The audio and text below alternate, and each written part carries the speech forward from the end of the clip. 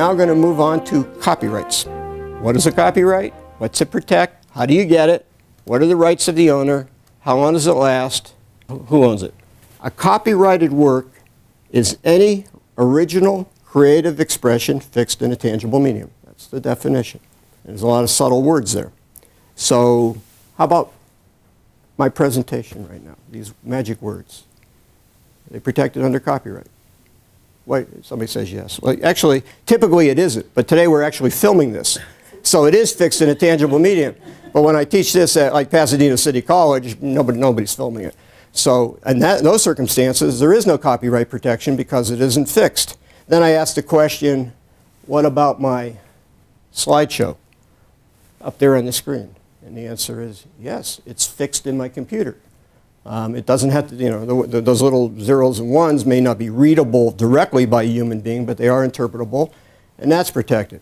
Now, if I had a whiteboard here, I put up a happy face, and I say, is that protected under copyright? And the answer would be no, that's not very original. And then if I had the whiteboard, I'd scribble all over it and make a human being stick figure out of it and something that was originally original, and then I ask, is that protected under the copyright statute? And the class always answers yes, and then I take my eraser and wipe it away, and I say, this is not very fixed, is it? And the answer is no. Okay, so there's a lot of words in there, but those are the key. An original creative expression fixed in a tangible medium. What can be protected by copyright? Well, it's probably pretty intuitive. We're talking about printed matter, for example, books, of course, but software is protectable.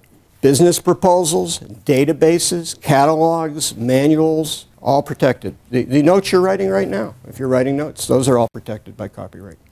Artistic works, such as computer screens, sculptures, audiovisual works, photographs and pictures and ads, you know, Hollywood movies. How do you get copyright protection? Very easy.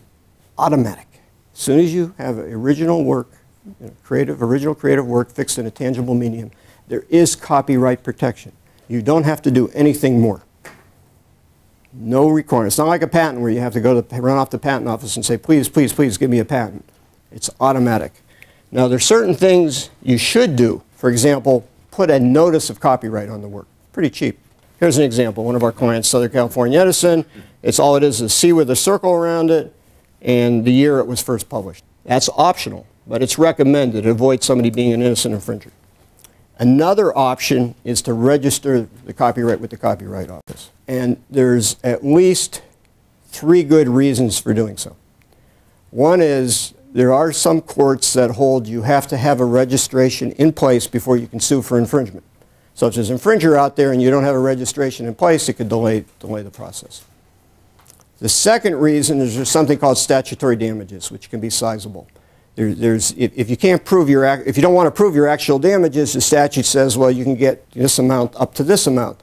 And if you read in the newspaper about these people that have been illegally downloading music getting sued, the record companies are not saying, please give us, you know, the 30 cents we would have gotten if you downloaded on iTunes. No, we want statutory damages, and they're getting awards of hundreds of thousands of dollars. So this can be significant. And the third reason is very, very dear to my heart. There's a presumption, if there's a copyright registration in place and there's infringement, the owner of the copyright gets their attorney fees. And that's, besides being dear to my heart, it's a big hammer over the defendant, because for every dollar they spend defending the case, they end up actually paying $2.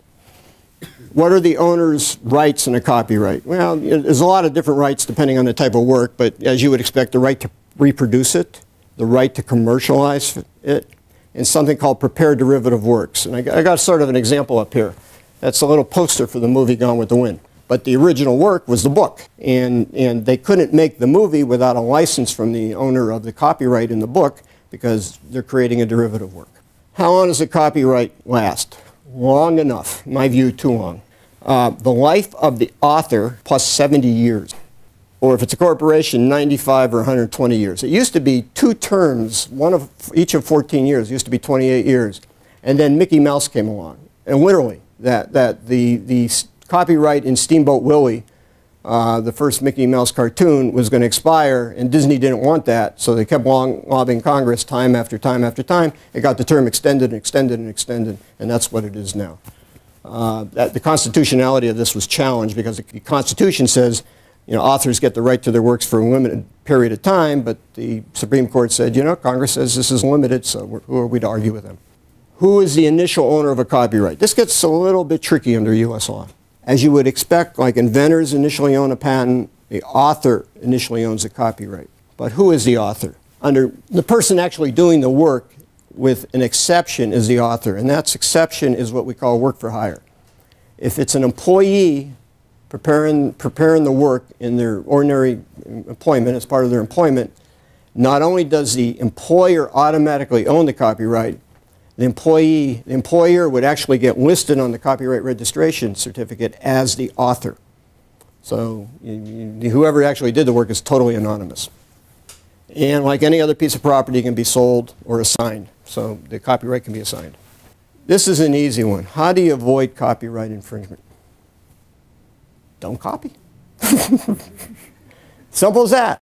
So that if, I like that flag out there, take a picture of it. Okay, somebody sees my photograph. They like my photograph of the flag. Don't copy my photograph. Go take your own picture of the flag. And there's some exceptions, but in general, go to the original. If you like my little piece of jewelry based on a bee, go make your own using a real bee as your impetus. Don't use my bee. So don't copy. Independent creation is okay. It's what we say, copy the original. Don't copy the copy. In the software area, this can get tricky. Let's say somebody has a better system for billing from dentist offices, a better dental software, and you want to compete with that. Well, you don't want to be accused of copyright infringement. So what you can do is you can say, okay, here are the functionalities. We want these functionalities. You take these functionalities to somebody else and say, you write the code, you write the software, and make sure that person has never seen the original software. So they could not possibly have copied it. That's what I call a clean room operation. So that's a way to avoid copyright infringement. Those of you who were married and had a photographer there got the rude awakening that even though you paid the photographer owns the copyright in those pictures. And if you wanted more copies, you had to pay for those. And that applies across the law. So that if I hired an advertising agency to do an ad for me, they own the copyright in it, unless I have a written assignment. And we see a lot of cases where the person thinks they own the copyright, the company thinks they do it, they do the ad and they say, boy, that was a great ad. You know what, we're going to make a billboard out of it. The next thing they know, they get sued for copyright infringement because the license they got was limited to the ad, not for use in a billboard. So whenever you work with outside people in terms of creating works, you want to get a written assignment. For example, the photographer right here, we have a written assignment in the copyright. That was part of the deal in exchange for the check. Copyright versus public domain. If something's in the public domain, there is no copyright. When does that occur? If the copyright expires or U.S. government work. And I'll give you a very practical example. We're putting together a brochure here on copyright law. We have them on trademark, we have them on patents. We haven't done one on copyright. I downloaded the brochure from the Copyright Office and I'm cut and pasted. I mean, they said things pretty well. I changed a few things here that I don't think were right and picked the best parts, but it's free. Anybody can use that. That's not copyright infringement. U.S. government works aren't copyrighted. The mere fact there is no copyright notice doesn't mean it's in the public domain. As I told you, that's an optional thing to do. So you can't assume just because there's no copyright notice, it's in the public domain. I'm going to briefly mention what I call the open source issue. There's free software out there, open source, so you don't have to reinvent the wheel, you know, procedures, calendar programs, stuff like that. And they say, please use me, it's free. But it comes with a license. And that license says, oh, by the way, you give up all the intellectual property rights in your software because you used our little piece. So you got to be very careful to use open source. I'm not saying don't use it, but if you're writing something, if you're doing some computer code, be careful, and particularly if you hire outside programmers, either require them to not use open source software, or if you're going to let them use it, be aware of the risk. So what key points on copyright to take away? Copyright protects original works of authorship It's automatic, but notice and registration are desirable. Get the assignment of the copyright from vendors and avoid open source software. That's it for copyrights.